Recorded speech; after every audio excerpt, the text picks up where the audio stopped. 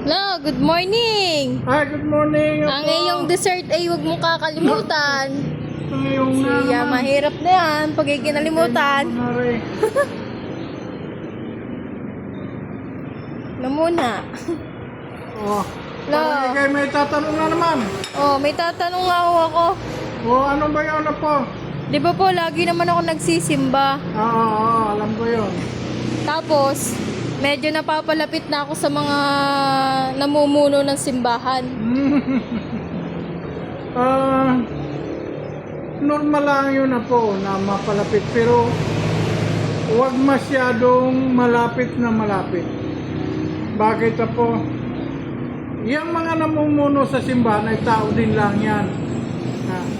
Okay tayong mapalapit sa kanila dahil doon sa kanilang mga aral na siya nang binahagi nila sa atin. Pero wag dapat tayo maging masyadong malapit dahil sila ay tao laang. May sarili din pangangailangan yan mga yan.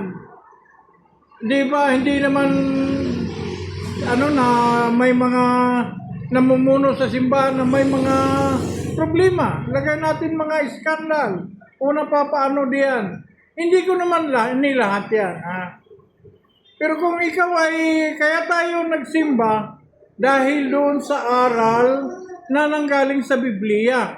Hindi doon sa taong nagsasalita. Dahil yung kanilang sinasabi, nanggaling yun na po sa Biblia. Ilagay na natin yan, si pastor, si father, huwag ka masyadong ka-close diyan. Okay lang yung close pero huwag masyado. Mahirap na. Tao lang yan sila. Apo, tao lang yan. Ang habol natin sa kanila, yung mga aral na galing sa Biblia, na sila naman ang nagpapalaganap para tayo ay maririnig natin kung ano ba talaga dapat ang gagawin natin na para maligtas tayo. Huwag tayo alam natin kung ano mang mga kasalanan. Pero yun ang masasabi ko po, huwag kang maging malapit. Mapare man yan, mapastor.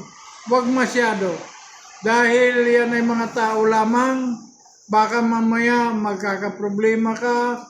Ay alam mo naman, ang puso mo, lalo't ikaw. Madali kang ma-inlove. Mahirap na. Mapa-inlove ka sa mga kayo, mahirap po, mahirap. So, okay ang magsimba po pero huwag masyadong maging malapit sa mga namumuno ng simbahan. Yun lang na po. Sige po, salamat.